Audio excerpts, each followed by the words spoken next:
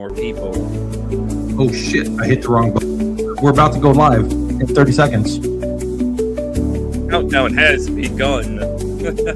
Yeah, shit. I accidentally hit the wrong button. I really did hit the wrong button. It wasn't on purpose. And they can probably hear us talking right now too. I don't know how this can work.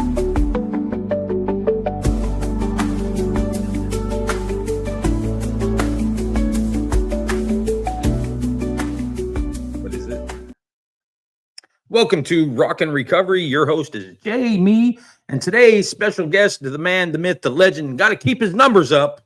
Pete versus Anxiety. Pete, how's it going? What's going on, man? How's it going? It's doing pretty good. You know, you got me started in this whole podcasting mess fiasco. So, after you harassed me enough to get an interview. Here we go. Let's tell the correct story, everybody. What it was is when I came in, I saw Jay and I saw that he had something. I was like, hey, man, you should try and reach your word farther than where you're at, But hey, listen, I won't do that anymore for people, No, you were awesome. I credit you to everything that I've done all the time. I do. I always mention, if it wasn't for Pete, I probably wouldn't be doing this. So I told you, man, it's a great time anyways, but it's great, man. Like I said, like you get to meet new people. You get to do what you're doing already at a massive scale because people can hear you everywhere now. You're on pretty much everything I am. So yeah, it's not like, and I listen all the time. I'm always listening to different interviews because when I'm at work, I'm usually in the cooler doing something. So I pop it on, or I'll turn yours on, or I'll turn Jasmine's on, or there's another girl I listen to as well, Catherine. She runs one called Willing Healing Matters. I listen to hers too. And, I listen to podcasts constantly, man. That's the whole thing when I got into this thing originally is because that's what I want to do. Is like, I want to do a podcast. So my first one was actually called Pete's Corner Store. I don't know if there's any files out there. You guys may be able to see them. You may not. You probably could find them. They're probably somewhere on the internet. But it gets interesting. Like season 2 and 3 I have no apologies. It got interesting real quick because we were talking about some weird shit going on over there and things like that too. You've got me hooked up with Podmatch. You've got me hooked up with all these other platforms, and I'm still learning on myself. But yet, I've come so far in 2 months. I think you'll be episode number 50. I'm going to make you episode number 50 if you're not, but then I'm going to just cut it down a little bit just to the broadcast to other networks anyway, just to keep it interesting, see what happens. But yet, I'm still learning this, and here you are, seasoned professional. And what season are you in now? Season 2, 200 episodes later from season 1 alone. Let me tell you, I learned a lot in 200 episodes. Wow. In fact, fun fact, 200 episodes is actually 2 seasons worth for regular podcasters. So I actually did double the amount of the first season anybody else would have done. So, technically probably season 3, but who's counting numbers? Well, like you said, you got to keep those numbers up. Right? Rookie knows. No, it's an inside joke. It's an inside joke.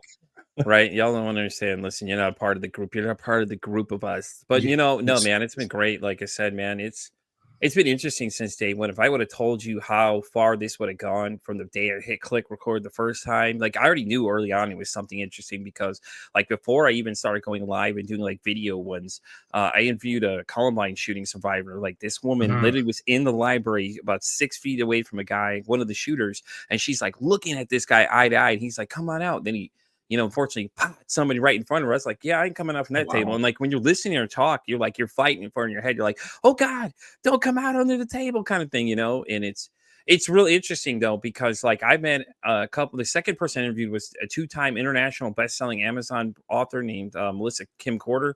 She's actually coming back for a record 3rd time on the show. Actually, wow. Her and I had a great time the first time we met, and like right there was already interesting. And then when I got the show on the network where I was originally when we met. No one could have told you what the second episode I did was just completely insane. This woman came on and she's talking to us, and then all of a sudden she starts opening up. She goes, "Yeah, well, I know what it's like to die for 15 minutes." I'm like, "Huh? Wait, what? Huh? What?" I'm like, "What? Hold on, what?" And like I wasn't prepared for it, like And then fast forward to the season, I had a couple people. I had I had a woman named Stephanie Acock. She's doing a film called Bloom. It's supposed to change the way you look at mental health, the way it is. And she was the one that turned me on to Podmatch originally. Now, Alex reached out to me originally as well. He reached out to me way back in the beginning of this thing and said, "Hey, man." The founder of Podmatch. Yeah. he sent me an email directly, and I was like, okay, this is just some spam email, whatever. And I told my wife about it. I was like, hey, listen, there's this weird site this guy was telling me about, I'm like, I wonder if it's real. Fast forward, we get down to where Stephanie comes on, and she's like, yeah, have you been on Podmatch or whatever? We were talking about this off the air. And I was like, no, never heard. But hold on, wait, give me a second. I went back to my emails and pulled up. There he is right there. His picture right there. Wow. He's got that Wow. black and white one, so it threw me off. I'm like, this guy, okay, all right, So then when I joined it in January, when the beginning was, is when shit really got interesting because I was still recording some of the people I had prior to that, and one of them was the gentleman named Brian. Now Brian he's doing a developmental app for kids that are younger to try to teach them how to emotionally regulate. And he was on the show, literally sitting there telling us that he had the gun in his hand, ready to shoot himself. He was sitting at the edge of the bed. He's describing this as this goes on 30 minutes into this episode. Wow. Dude, I was freaking the hell out. I was freaking out because I'm like, I've never had this situation yet. Like I know this would come up, but this topic, he was talking serious. Like he was like, I seriously thought about this morning. You could tell though, like when he came on, he was a little edgy about something. Like, okay, well, something's not right about this guy, things like that too, and stuff like that. And I was just like, hey, okay, something's up with this guy. And then it came out and everything like that too. I'll share it with you when I find out what they think it's still in the developmental stages. Last I checked with Brian though, but him and I were talking, and after that, my inbox started blowing up. People were like, "Oh God, is he alive? Is he okay?" And I went and told somebody. I was like, "Yeah, man, I got to tell you all about what the hell just happened." This guy talked about offing himself right here on the camera. I was like, I don't know what to say at this point. Like, holy crap! Wow. And I've dealt with people like that, on a different platform. mm-hmm. And sometimes it's just the fact that they feel so alone and their self-value is so lower than most normal people. Mm-hmm. And when I say normal, that's societal normal, that, just talking about it and being open and able to talk about it is all they need. They just need that one person or that two people that is going to boot them in the ass basically. Yeah. And just not holds anything bar, no holds bar type thing, and just talk to them, The funny part of that is I had a person on. She was a teacher. I believe she was in Texas like I am. And she came on and she made this statement that just shocked the world to me. It was just like, she said, you ever have that situation where somebody always tells you, hey, reach out if you ever need something. Okay. So the scenario was she reached out to this person and the person basically just didn't have time for it. It's like, but you just told me to reach out to you. It's like, why are you doing this to someone? If you've told them, hey, listen, reach out, I need something, then you act like their problem doesn't matter when they're telling, hey, listen, 911, I need to talk to you. Something came up, and it's like, don't do that to people. Like, swear to God, please don't ever do that to people. That's you call 911 and you get a busy signal. What kind of, it's basically the same thing, So what got you started, and what do you do? What got you started down this path, the mental health path? I had my own issues I dealt with. I mean, my mom abandoned me when I was 10, and like, just keep this in retrospect. A lot of us don't realize the things that happen to us, how the ripple effect happens. Now, when I go back and look at it, there's so many things I could account to what happened there, and it was just, at first it was kind of like, I want to do something. I wanted a podcast. And when I ended the other show, because it just started getting out of hand, we had creative differences between the three of us. The two of them were just not into it like I was. I stopped and I was like, you know what? I want to do something else. So I saw this picture my wife had made. So anybody remembers the original logo? That's a picture I sent my wife. Like I was doing some goofy picture face for her, and then she stylized it for me. So then I was like, you know what? I like this. So then I put Pete versus anxiety. I was just like, that's it. I like it. I just started playing around with the words, the typography and the letters all jacked up, and purposely just kind of messing it up a little bit because anxiety is never really just a straight road. It's all over the place, man. You're flying over the place. So like at first I was exploring the idea of mental health itself, like, and I went to look and I researched. I was like, well, where are the regular people talking about this? And if you look at it, you don't see the conversations. Like I have no extra background training, nothing. I'm not trained. I'm just a regular guy who started exploring his own mental health. And when I started going down this road, there were a lot more people that wanted to talk to me about it too. And, and as I started continue going, this thing exploded. Like when I say exploded, I mean, I was booked to the end of the year by maybe a month or two into it, I think it was. Like I know the first time I got like 150 responses of just people wanting to be on the show. So I'm like, ooh, something's here. And one of them was that guy from the network when he reached out to me, because I thought the same thing. When he reached out, he was like, hey, okay. So that's when it really started. Because I was like, I have nothing recorded. And he was like, yeah, That's okay. It doesn't matter. This is for new people. Okay, cool. So, anyways, I had already booked some people prior to just get some stuff built up as I was going. And little I know what this was going to turn into, and now a year later, it's like so many different people. A lot of people seen from the happy birthday video. You've seen so many people, including the first one, Zoe. She was actually when I met in this first season too.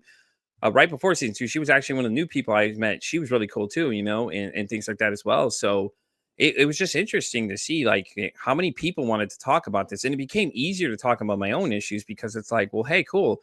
I have all these experts coming on. Why don't I take something away from every conversation? Which was nice because I started learning different things. I mean, I had an energy healer, so then I learned that I'm energy sensitive, and everything else, and then goes into the man generator joke that we all know about that, and things like that too. So it started out as my own journey, man, but now it's like it's creating that safe space for everybody to come talk about it, and things like that. And you don't realize you need it until you need it. Like the demand for this thing is so crazy that I opened the second time slot when I had done it too. Is I was like, well, maybe I'll do another one just to see.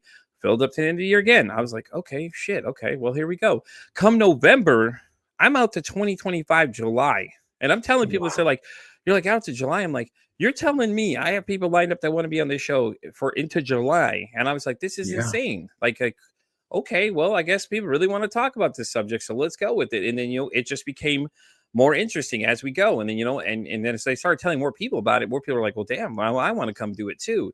And it just blossomed into this huge thing of just like, it was crazy because, it was just an idea. One day I was like, okay, I'm going to check what happens. And then boom, it's like one of those things like a lot of people say, when they're like, oh, I just had an idea that it blew up. So, So what do you, I know you talk about anxiety and all mental health and just life in general. So what are some of the things that you faced in your life that have led you down this path? I know you started uh, off about your I, mom. I currently deal with anxiety, depression, suicidal ideation. Mm, I've had it happen before. Been there close a couple times. I was with an ex who was a narcissist really bad. Like I'm talking gaslighting, that did the whole covert thing, made everybody look good. And she had this weird thing that my mom used to do. My mom used to be like, "Oh, well, I'm such a greatest mom," kind of feel, and I was like, "Yeah, I don't think so," because I knew what she did, and she just had to act like nothing was wrong. So then she was taking me to therapy, going, "Well, you need therapy because something's wrong with you." No, I'm just not dealing with your crap. And I was like 10 years old. I'm like, I'm just not going to deal with this.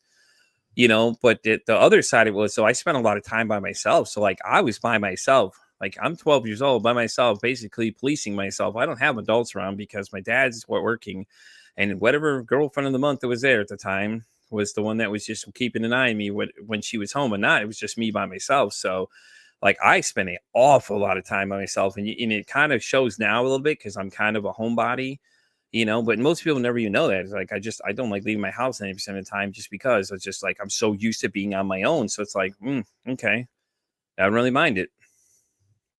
That's crazy. So how do you deal with your anxiety and your mental health on a daily basis?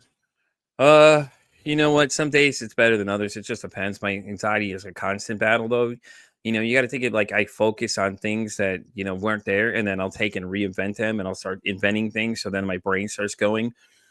So like I have to constantly tell myself, like sometimes if people see me in person, they'll see, I'll tell myself to stop. And it's usually because I'm telling my brain to stop, or I start like muttering things to myself, like I'm trying to talk myself off the ledge because my brain will start just swirling and things, like the weirdest thing I had that I was getting over to was like text messaging. Okay. Like everybody texts. Okay.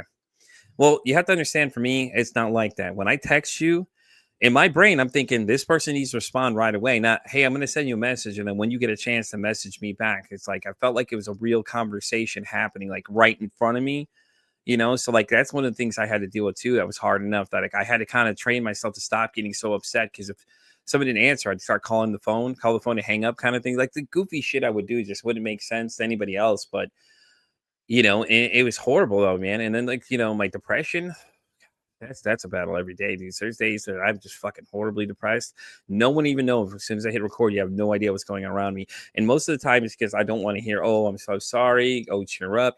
Those things that people think that are helpful to you that aren't. I mean, I get a lot of people think they're helpful, but to me, it's really not. And a lot of the people, it isn't either. It's not like we don't want your help. It's just like we're in this dark hole, this dark dwelling, and it's like we want to be left in there sometimes. We just want you to be there and understand that we're just not going to be like a very proactive person that day or something like that. But I try to be proactive every day and do something like simple things like doing the dishes. Like I don't use a dishwasher. So if there's dishes in my sink, it'll drive me crazy now. I program myself to learn like, hey, you got to get up and go do this. Or else you got to get up and do this. I don't care. I don't care how much in the rut you are. You need to get your ass up, get in there and get those things done because it matters because it makes your wife happy. So, it's just those little things that, are little wins in life for me. Then I go back to being as down as I want to be after I finish the dishes or do, these little things that don't seem like much to many people, but are big to her. I deal with some depression a lot of the time. And I find that I can be happy and outgoing with other people when they're watching, but alone, it's like, yeah, I'm a bitch. Why do I really want to do this? I had no motivation at all. Do you deal with the same, like you can be really outgoing towards other people? Yeah. Yeah. I am. It was like that too, man. It was like that. Like I'd always be up to go do something, and it's like even walking the dog is a challenge for me. Like most days I'll take the dogs for a walk, and usually that's my activity for the day before I start recording or whatever. Because I was doing that wild schedule y'all remember I was on, just every day of the week, 2 to 3 people a day. So I mean, it's hard, man. Some days it's a battle and things like that too. So, and it's just like I get it though, man, because I'm the same way. Because I'm just like I don't want to do this. Like, even though I know I have to do it, it's like, but I have to like drag myself out to do it, But once I get it done, it's like a big win, man. It's like you just won the big game kind of feeling, you know what I mean? Because you at the end of the day, it's going to make your life simpler, to make her happier, and then you're going to feel good because she's happy, But I'll go back to being, being my, unhappy self over here, and it's just weird, man. It kind of fluctuates, and the thing is too, like one feeds into the other, so. When it's really bad, my anxiety will start inventing new stories of things that don't exist. Like I could just think my wife's doing anything that she's not doing, even though she's not doing. She'd be sitting in the other room, and my brain is going 10,000 miles the other direction, going, "I wonder who she's talking to. I wonder if she's texting in there. Who's she texting? This, you know what I mean?" And this is an example though. There's this person she was playing with recently in line. Okay, I was so fixated that I thought something was up, even though nothing is. That I just got so mad at her for no reason, and it's like. It's just the things I deal with, and now I have to deal with the consequences, and she's very blunt when it comes to those kind of things. But at the same time, I love that about her because she's really blunt. And that's what I need to hear is like, you need to hear the hard truth that, hey, listen, you messed up, sorry, just ain't going to fix it at this point kind of thing, and it's just like, it's hard to hear because, I don't like being wrong. And it's another one of those character flaws I had from my mom because she never liked to be wrong. So like, you see her as a kid doing these things saying, oh, well, I'm not wrong ever. So then you think that's the way to be too. And it goes for anything, like, like if you see your parents fighting, you think, okay, well, that's what I need to go do too now. Yeah, it's crazy. So what are some of the things you do daily, like self-care wise for yourself? And when's the last time you've actually done something for yourself, Pete? You know what? You better stop. Listen, the last time I did something for myself, I ended up with a monster collection of those pot figures. Okay. So we're not going to talk about that. I had a weird obsession. Okay. Anyways, no, but I do like different things. Like I'm a big movie guy. So I watch a lot of movies and stuff, or I'll go online and play some games here and there, depending what it is I'm playing at the time. Just sometimes it's just I watch anime and things too. It's just kind of like it cycles through what I'm going to do. And I'll just sit there and sometimes like, the funny part is though, sometimes when I'm working and stuff, I have the TV going, I'm on my phone going, I have music going, and I'm on the computer at the same time. So I have multiple things going on at once. So the man generator thing comes through kind of funny, because now it makes more sense because I'm just all over the place always. But, and I went to the casino last night. I mean, that was fun. What do you mean? That was for myself. All right. We're not going to talk about it, Jay. God, put me on blast over here. We won't talk about that. We won't talk about how long you've been up yet so far today or tomorrow. I've been up until 11 o'clock yesterday, guys, and I still have to record my own show today. So, it's all right. I'll make it through the day. I have the power of the energy drink on my side. But, yeah, man, it's just the little things too, man. When it comes to self-care, it just be anything you enjoy, really, honestly, things that you like to do. I used to like to go to the gym, but then it was like such a task for me to get up and go. Which I need to go back and start doing again because it's a great stress reliever. But it happens. And you also get real good sleep afterwards. When your body's tired, your mind's tired. I don't sleep. Listen, if y'all have not watched the Dr. Leah episode, go watch it. You'll see she puts me on blast. She even says that my job is actually a bad thing. A third shift is a very horrible thing. And I was like, damn, it's the worst. This woman knows what she's talking about. So, but yeah, I know it is. I'm trying to find something else. But you got to do what you got to do right now. But it's been a great thing with the shows though. Is you get these different people that come on and just tell you things about yourself you didn't even know. Like the most interesting episode I did for anybody that's into astrology, go check it out. I did my birth chart reading. It was probably the most interesting thing I've ever seen. Okay, so the lady that was doing it has no idea who I am. She knows my name because I had one of her friends that she worked with that she does a little kind of co-hosting with.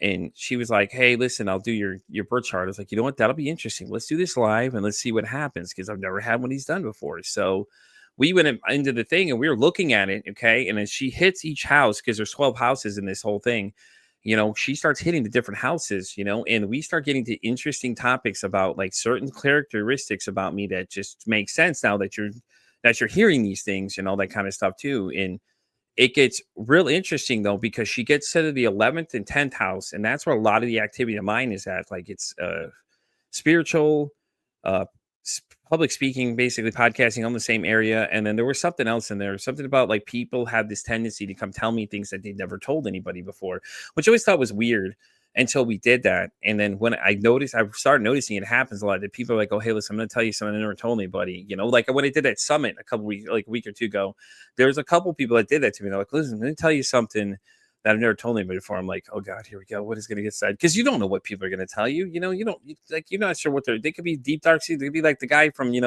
Science and Lambs, for all we know. It's like wearing people's skin, kind of weird shit. You know what I mean? I don't know what they're doing. Right. It's crazy that some of that scientific or that astrology shit lines up so well. The signs, To the T. To the T. When I tell you tarot card readings scare the hell out of me because they're so accurate. Like we all thought they were. Let's get Jasmine in here. You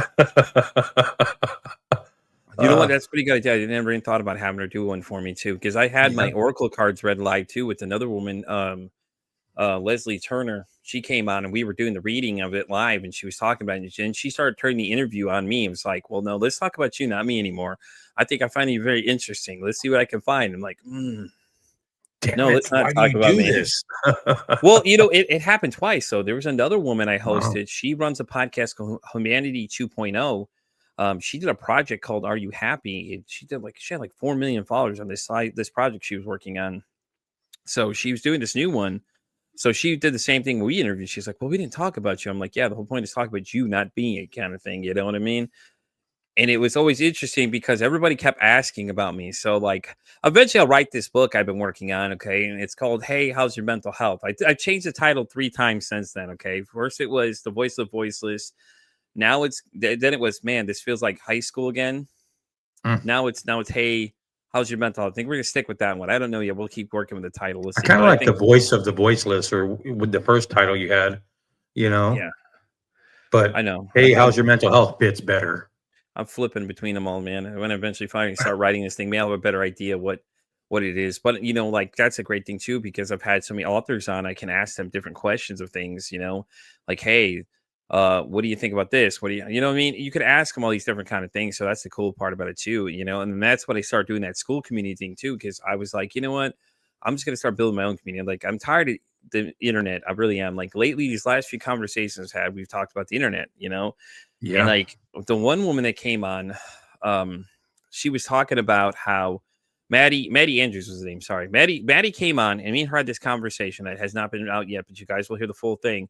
Maddie just was discussing with her situation. Let me tell you, when I see interesting was right there. She's probably the number 2 most interesting story ever told to me on this show. So Maddie said that when she posted her story online, people had negative comments to come back at her, which I don't understand why you have to be negative when someone is telling you this. Like listen to the magnitude of what this woman is telling you. The things she goes through every single fucking day. It's like you're sitting here judging her, and then you're telling her she should be in a mental institution. Like, if you don't like what you're reading, then go scroll don't on read somewhere. it. Yeah. So that's why I started that community, Do You Matter Society, because I was just like, dude, I'm just tired of these fucking people. I'm hearing this story every time. Well, listen, I posted my story online, and then all these negative comments come in, and things like that too. So it's like, that's where the whole idea came from, because I was just like, I'm just fucking tired of these people, man. It's just like so aggravating when you hear these people tell their stories, and then it's like, this is why people don't talk to people. because this shit right here and what you say, the negative shit you say is what people focus on. They don't care about all the positive things you could say. You could say 10,000 great things, but what they're looking at is that negative comment you're saying there. And it could be Yep. just anything completely random, and it's ridiculous. And it's crazy because nobody wants to say anything good about anybody anymore.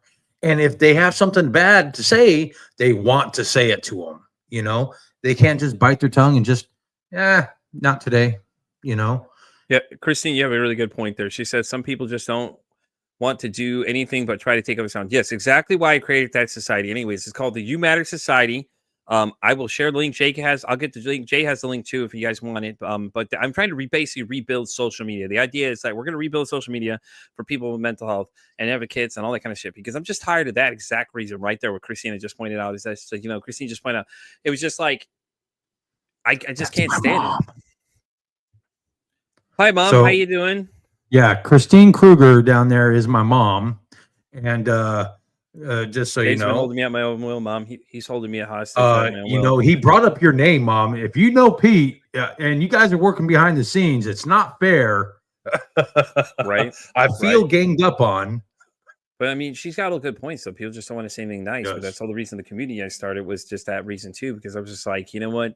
Then because I kept seeing that school thing. I kept seeing ads for it. It's like, well, I'm going to check it out. Then somebody who was on the show, she's a 4-time bestseller. She was like, yeah, I started a community. I was like, maybe I'll do the same thing. What the hell? Go for it. Yeah. And that's where the idea came from. What is one of the most impactful guests that you've had on your show? Man, I knew this question was going to come up. And I think I know who you're going to say. Yeah, because she was on my... There's three of them, okay? Jen Robb was one of them. Yep. Jen's story was so good. Like, if you haven't heard her interview with Jay, oh my fucking God, you need to go listen to this thing, because she makes all these great points. I'm just yelling in the back. And like, when I was working, I was yelling out, I'm like, tell him, sister, tell them, and it was really great. Her, Stephanie Aycock, she was on the first half of the season, because Stephanie and I got into a really interesting conversation about her movie. I like what she was doing. And I just I think what she's trying to do makes sense. It's just to change people's perspective on how they look at mental health. Trying to think now, who else would be on that list? Shit, there's so many. There is. There's so many. Oh my God, let me think. I know somebody's gonna get mad at me for not saying their names too. They'll be like, you didn't say my name, right? So there was one though. What is the name now? I got the name in my head. I can't think of it right now. Give me 1 second. I'm thinking. What interesting one on the list was Lucy Lenore from the band Haunter. Now, Lucy came on. Okay, so I got her to come on Instagram. She has like 20,000 followers, and I commented like, "Hey, listen, would you be interested in being on my thing?" Not realizing how much of an advocate she actually is for mental health. Wow. And then we find out Lucy during the interview has BPD, which was interesting too. But she was like the coolest fucking person. Mind you, Lucy has like 500,000 downloads on this song. Like, you figure she could come in, have an ego if she wanted to, but totally the chillest person ever. And number 5 was actually one of my top 5 guests I wanted of all time was Dr. Jen Bellinger. She's actually an international renowned BPD expert. She's actually one of the first videos I started watching when I started getting into this podcast, because I was looking up things. And a girl I'd worked with had mentioned, hey, listen, I have this. And I was like, well, I started noticing weird things at first. And I asked her, she said, well, I have BPD. And I'm like, what the fuck is BPD? So I went and looked at it. And lo and behold, the person that pops my screen is Dr. Jen. Okay. So now how I got Dr. Jen on the show is I was on TikTok one day. She was on, and I sent a message in her chat. And she looked right at it and said it. Oh, yeah, definitely. I had to reach out. And I was shocked when she said yes, because a year ago, me and my wife had discussed this. I was like, you know what? I should reach out to her, see if she'll be on the show. Maybe she can, add some insight to what this is for people that don't know. So when she came on, dude, let me tell y'all, I was fangirling hard fucking core. Like, y'all don't even know. Like, I was fucking fangirling. And then like, I love everybody that comes on. There's been a few where it's just kind of like, I'm not gonna name any names, but there were a few where the conversations kind of go a little dry. But I mean, it's just like some people do better. There's been some crazies too. Oh yeah, we have. I told you we've had some interesting moments on the show too. I think so far there's a couple recent ones that y'all are gonna get ready to see. There's one there. A woman did 100 interviews with people with DID. Holy crap, that was an interesting conversation. Like, she talked to 100 different people and was telling you like, her and I get into a conversation about what are the most common things that she's seen amongst them, and a lot of things that match up were really interesting. She said the movie Split, though, kind of gave the best idea of how really what a lot of those people's mindsets are. Like that proverbial chair that's there that they'll reference in the movie. Oh, well, somebody's about to take over the chair, kind of thing. And she's kind of like, yeah, that's kind of what it was. A lot of them, some of them cycle, and things like that too, man. It's hard to put a number. Like, I know somebody's gonna be like mad, like, you didn't say my name, Pete. I'm like, there's like 200 plus y'all, and there's only one of me. Okay, Jesus, give me a break. I know one is Reshma for sure. Mm-hmm. Reshma was really cool too. I found her on Instagram. Let me tell you, when you have to hear a woman tell her kids that unfortunately the dad had taken their life and how she described it, that was jarring. I think the only person on the show ever to get me to cry in the middle of the episode, if y'all have not seen the Tiff Carson one, holy crap. That was the hardest conversation to listen to. Like, I hear fucked up shit every day on this show. Don't get me wrong, Reshma was right up there with it, but the way Tiff was talking about her brother and his battle with addiction, and then you turn out that there's a few other things that happened to him. He was molested and he was abused by his dad, and this other crazy shit that went on. I was like, holy fuck, dude, you kidding me? Yeah, and didn't her brother OD? Mm-hmm. Yeah. I'm telling you, man, when she was telling that story, she's getting upset. I'm getting upset. I'm choking up. She's choking up. And there was another one too. Susan Snow, the other side of the author, the other side of the gun. Woo. That story, bro. I almost lost my shit there. I was like, holy shit. She had me going for a bit. I was choking there with her. I was almost going because her story was hard to listen to, where, and that whole thing and how she found out and oh my God, dude, that poor woman, dude. But she did give the best answer to what your mental health song is. She said Rage Against the Machine. Yeah, absolutely. All time. That was great. I was laughing hysterically. I'm like, that's great. That's ultimate song for anybody with mental health. And like if I had to go top 10 though, think about it, because I had a Gretchen from the shit that goes on her head. Phenomenal. Oh yeah, Gretchen was awesome. Her. She's on there too, and things like that as well. She was really cool. Melissa Hepner from the show Mostly Unavailable. She was actually my second podcast interview I did. I had a fucking blast with her. Like when I suggest people go on that show, you have to understand something about this woman. She just shows up how she shows up. She's like, I'm gonna show up in a bathrobe because that's how I feel today. I'm just like, oh, okay. I listened to her and another woman who's on my top 10, Dr. Kristen Williamson. She came on and the two of them were having a 10-minute conversation about their bras or something. Like, what the hell are y'all talking about? Y'all realize we're recording at this point? You just got overtaken, I was like, what is going on in this conversation? The first 5 minutes they're talking about like, oh, my bra is something. I'm like, I wonder if they know that they're on the camera. People can hear them recording this shit that they're saying. I'm like, what? I'm like, no, Dr. Kristen, not her.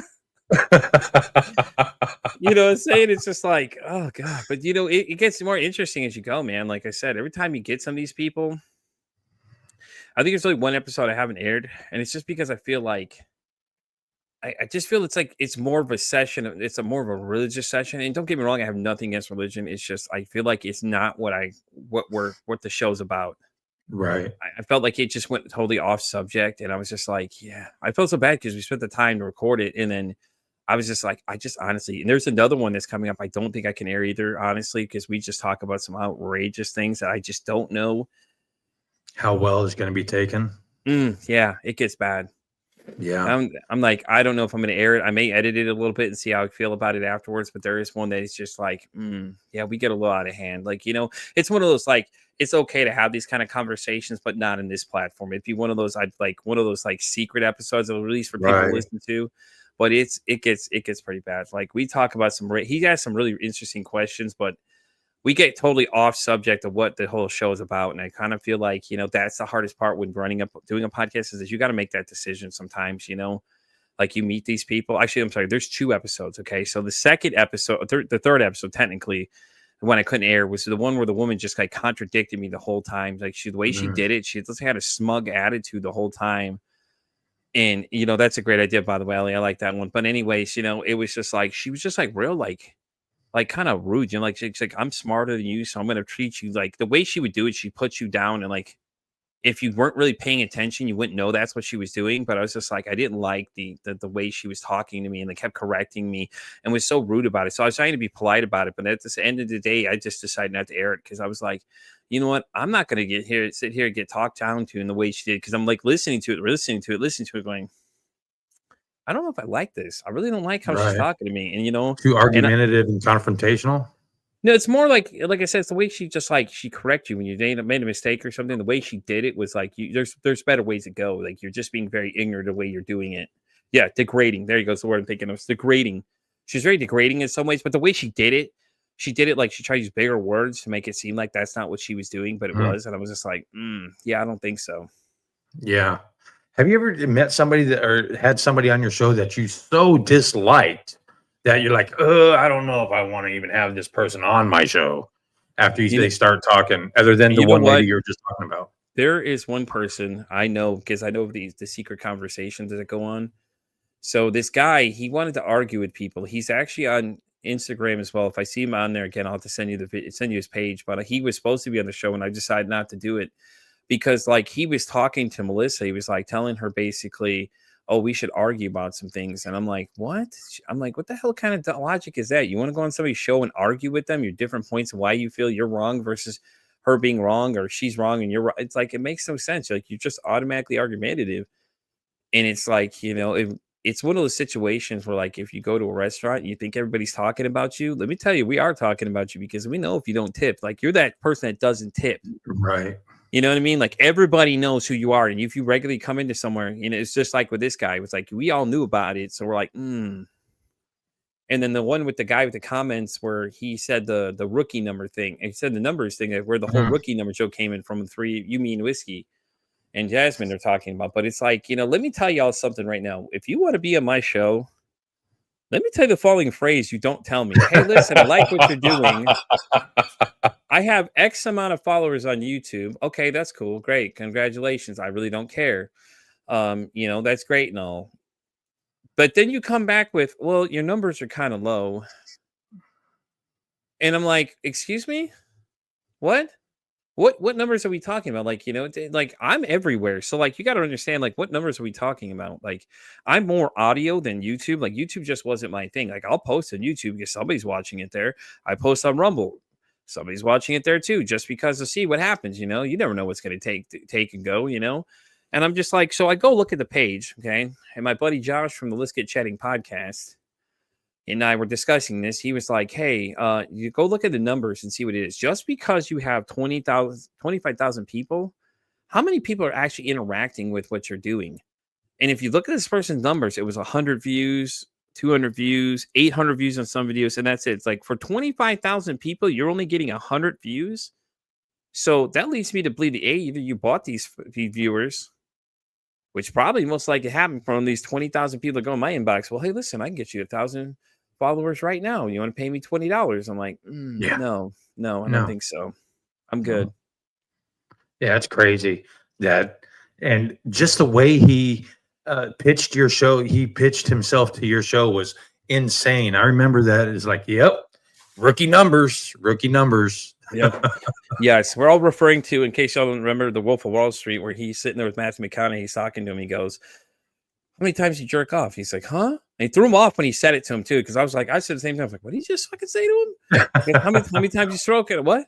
He's like, oh, well, I don't know, maybe once or twice or something. Whatever he gave the answer was, and he goes, those are rookie numbers. Those are rookie numbers, kids. You got to get those up. You got to get those numbers up. And I'm just like, Matthew McConaughey, what are you telling him? Stop. I love you, but you need to quit, man. All right. But it's just like, I took it as a teachable moment, though. I took it in my podcast for newbies group I'm a part of that I started from the beginning of this thing, and I'm still in.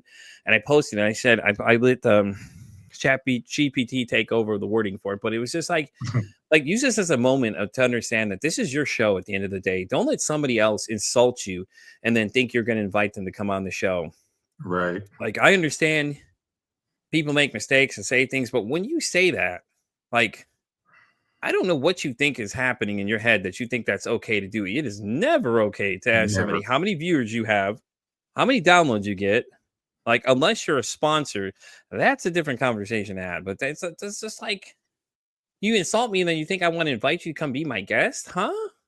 Yeah. Buddy, I'm booked out to February of 2025. Let me tell you right now, I'm not slacking guests whatsoever. I'm a part of God, I don't know. I just got invited to another pod site, some kind of good site too, from somebody else similar to Podmatch. And I was like, okay, I'll go check this out. Why not? I got nothing else to do with my time, so let's go do this. So it's like I'm not slacking gas. And then the summit I did a couple weeks, the National Publicity Summit I did, mind you. Let me tell you about this situation, everybody. There's a woman sitting there with a Golden Globe sitting next to her, and one Wow. behind her just casually talking to us and treating me like I'm a normal person. So I look at this woman's resume: Oprah Winfrey, CNN, Good Morning America, Today, all shows that she's booked guests for.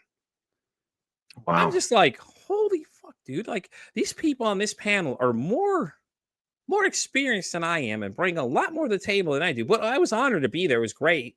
But she was so cool though. Like I said, she was really cool. She was in the back scene. Real nice lady, just real all the way through. Just wasn't even like rude at all, man. She was just really cool. But I got to be a part of a bunch of other people on this panel and the media panel, things like that too. And they're like, yeah. So like these people are pitching me. So this woman named Sarah comes on, and I believe she's from Australia or New Zealand, one of the areas out there. I told this woman, tell me a story. Let me tell you, when I tell you, this woman took the gas pedal, put it to the floor, and went flying right off the first few words. She said, when I was a kid, I was trafficked. Ooh. What? Hold up. Damn. What? Got your attention though, huh? I was like, wait a minute. Hold up. Huh? Yeah. Wow. Right up there with the guy that said he boxed with Muhammad Ali. I looked this guy up. He's 100% serious. He was boxing with Muhammad Ali in the Olympics. I was like, this is crazy. But that woman, she's like, okay, well, look here, I'm going to tell you a story. And I was like, oh, okay. So let me tell you what that was interesting there. I was just like, holy fuck, dude, what is going on here? That's nuts. So I know we kind of got off topic about mental health a little We bit. did. It's all Jay's fault. Has there ever been a day that, or do you ever let your mental health, your anxiety, or any of the other letter, whatever you have behind your name, affect, like, destroy your day? Like,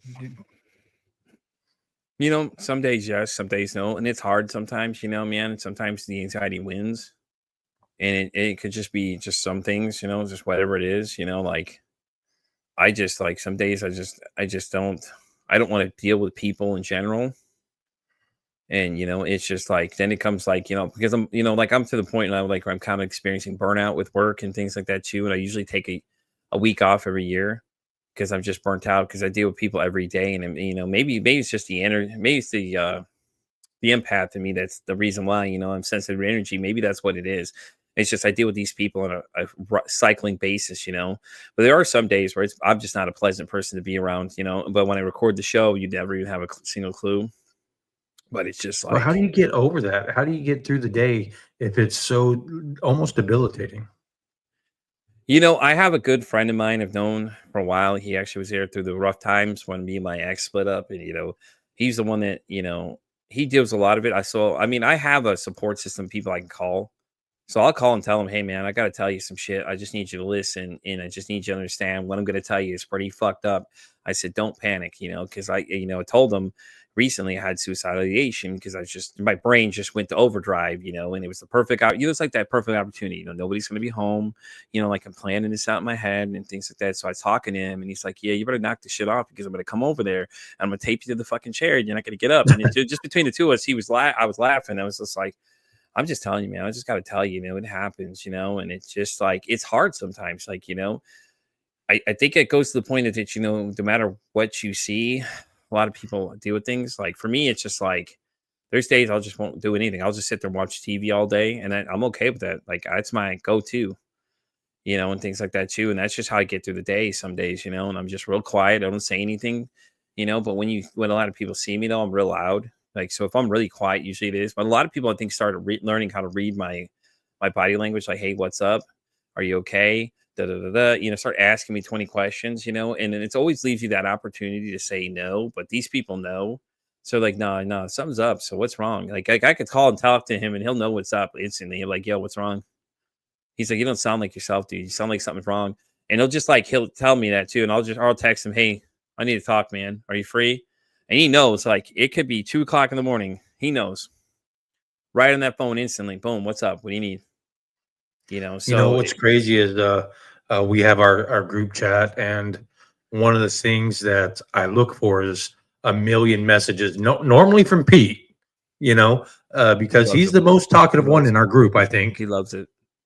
I do. Don't get me wrong, but it lets me know that you're okay, and if that makes me say something too, because I see everybody checking in, Whiskey, you, Jasmine, and it's like, all right, it's my turn. Son of a gun. There's one person I check in with every single day. He's been on the show too. He goes by Country Boy. We all know him. Me and him check in every single day. If he doesn't say good morning to me, I text him and I chew his ass a new one. I said, bro, you didn't say good morning.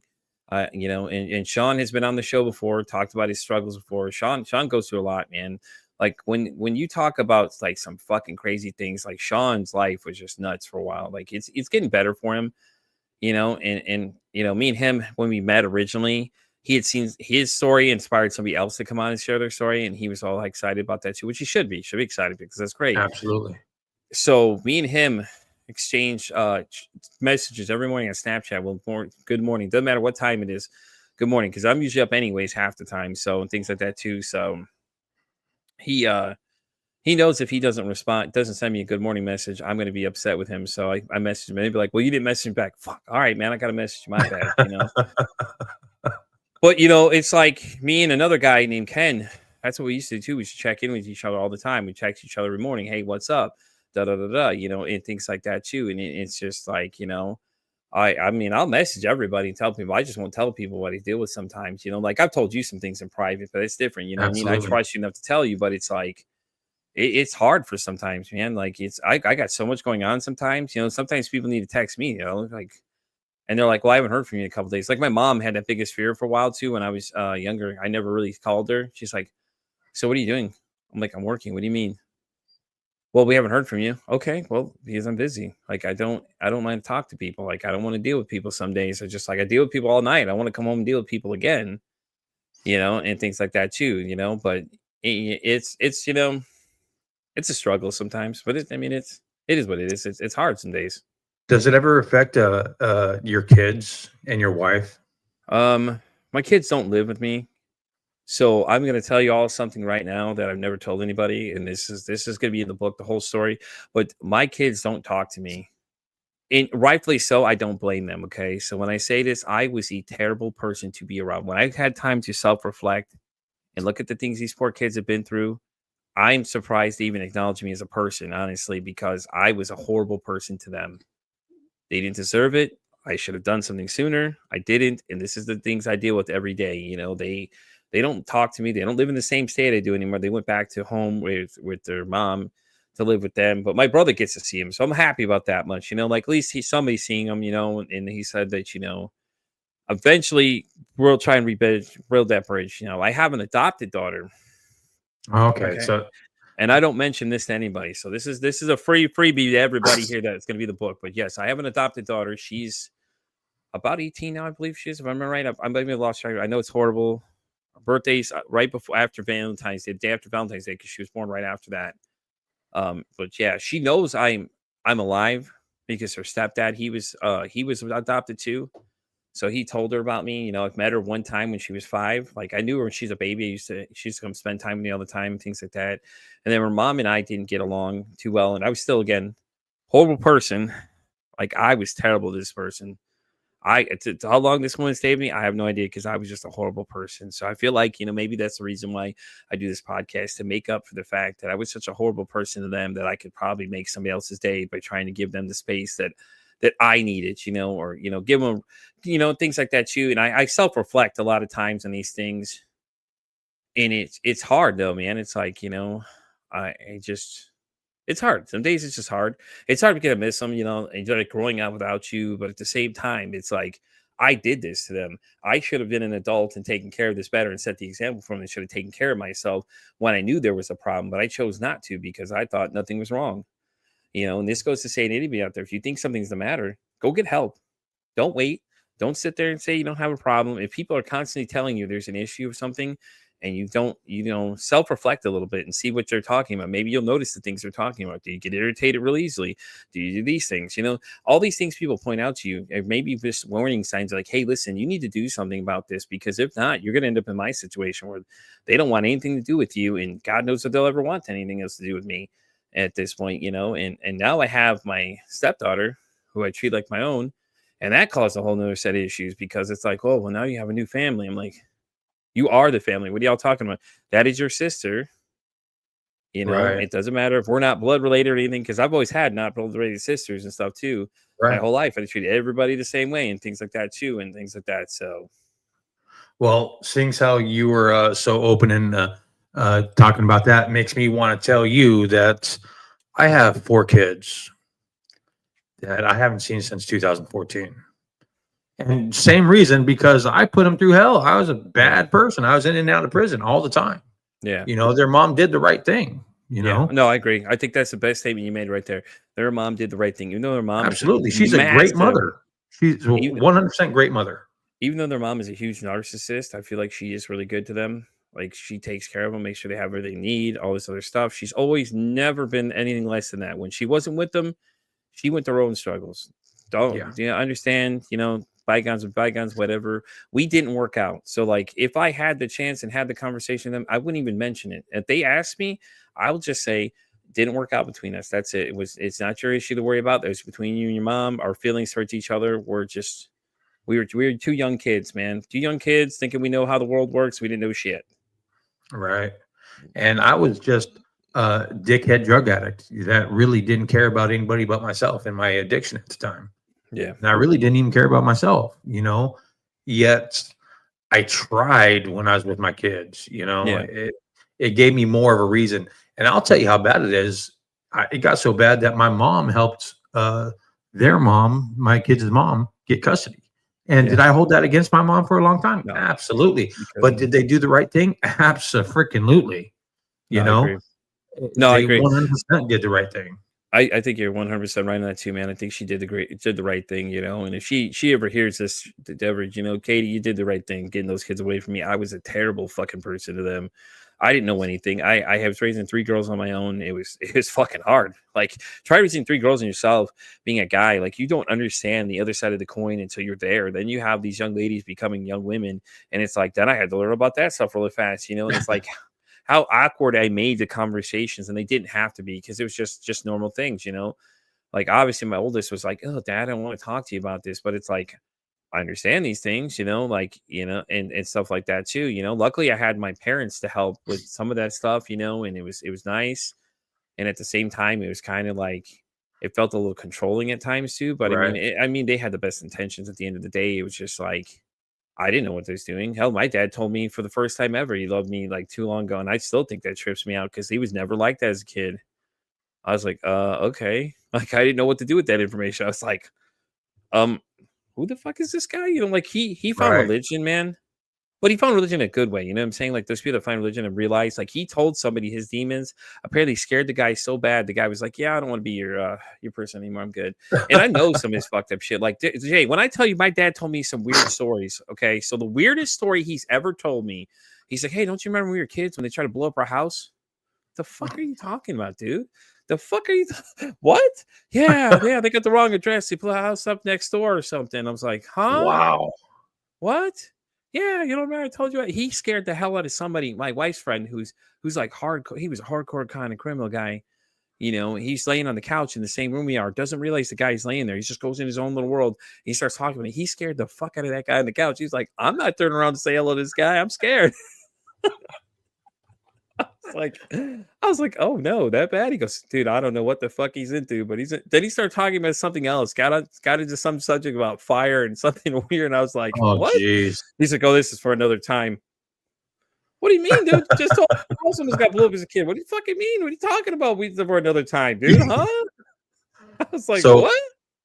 Last question. Well, this is close to the last question I'll ask you is what's your song? If your mental health had a song, all right, what would it be? Listen, I broke this down into several different ways. Like if I was going to kill myself song, I had that one too. Okay. So everybody just laughs at this. Like, but me and this other guy, we had an honest conversation. Said if I was ever thinking about doing it, A Different Kind of Pain by Cold would be playing. Okay. If y'all haven't heard this song, it is probably the most depressing song you ever heard in your life, but it was the sweetest song ever made because the guy, Jeremy, the lead singer of the band, had found out that a fan of the band had lost someone, and he had made a song in honor of that person. It's so like it's so depressing. So most days, let's think about this. Okay, so we break it down. So if my days where my anxiety is really bad, I'm trying to think what song would best represent that. It's got to be something chaotic. Probably Disposable Teens by Marilyn Manson. Okay. And I know everybody's like, oh, Marilyn Manson. Marilyn Manson. I just love Marilyn Manson. I don't know what it Marilyn is. Manson's awesome. I love Manson. Okay. So, like, the days I'm really depressed is Talk Away the Dark, Leave a Light On by Papa Roach. Not the Carry On Word version. We're not going to discuss that any further. That's the version of me. I just don't like it. I respect Carry On Wood as an artist. I just don't feel like she fits into that one. But, hey, more power to her. I didn't like it. And then where was it? The other one too. I told a lot of people, it's like some days when it's really chaotic. It's the intro song to Scott Pilgrim versus the World. I can't think of what the band name is, but that it's just like that constant, like it's almost like the Ultimate Warriors intro. Anybody's a pro wrestling fan, it's like that. It just keeps going. It just builds up. Because that's what it does. My brain will take something, and anxiety goes, okay, let's go for a ride. Starts spinning like Sonic the Hedgehog. And it starts inventing new things along the way. And it's just like, but it's like, it just depends. Like, some days lately it's been Let Me Bleed is what I've been listening to, Is It Me, which is the actual intro song for this season of the show. I actually got the copyrights to use it. I actually asked the band directly.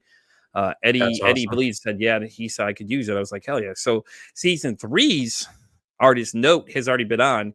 And he doesn't want to trust the process. That'll be the intro song for season 3. I've already talked to him about it. He said he was down, and I've had him on the show. So if y'all haven't seen that episode, check it out. He's a really nice guy. I met him through TikTok, and me and him have been talking ever since. Big anime guy, and you find a little more about himself. Turns out his dad was big in the 90s into rap. He was actually a big rap artist in the 90s or something like that. And his mom was the rock influence. So, like, you kind of see where his sound comes from a little bit. So, last and final question is, if anybody's listening and you could have them take away one thing, what it would be? Talk about your mental health more. I mean, like, I can't say this enough, especially as men. Like, we're at 80% of us are dying from suicide. What the fuck number do we need for us to start talking about it more? It's really nothing wrong with talking about your problems. If you have issues, get help.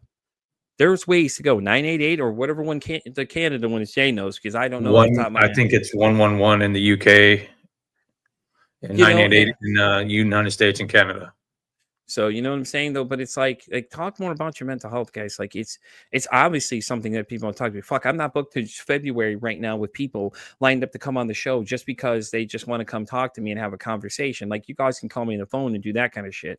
You know what I'm saying? Like, it's obviously a problem out there. It's people like Jen, Rob, Jay, myself, Jasmine, Mr. Whiskey. All these people aren't doing this just because, there's a reason we're all having these conversations, because it needs to be done. It's like, and things like that too, and like my society I'm working on, you matter society. If y'all want to, that it wouldn't be a reason to have it if people on the internet would not sit there and judge people's mental health.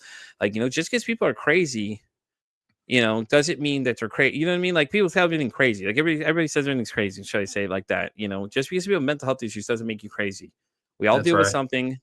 There's different degrees of what you're dealing with. So like understand that if you need help, talk therapy there's not only just talk therapy, there's so many different people out there doing things. Don't do what I did and fuck up and sit there and ruin your lives and not get help either, and then lash out on people, because like when this book comes out, there's going to be a lot of things that I didn't say that you're going to see, and the things these kids went through that even you're going to be like, fuck, Pete, what the fuck? Like, literally, I'm telling you right now, you're all going to read that part of the section and be like, holy shit. Like, it was that bad. Like, there's things I just don't tell you all just because I don't want to reveal it just yet. But in the book, it's going to get really interesting. As soon as we get to that little portion, man, I could just see the reaction I'm going to get from people, because, yeah, it's bad. Like, I'll tell you firsthand, it's going to be really bad. And there's a lot of things, that people don't know about me and stuff like that too. But yeah, just talk about your mental health.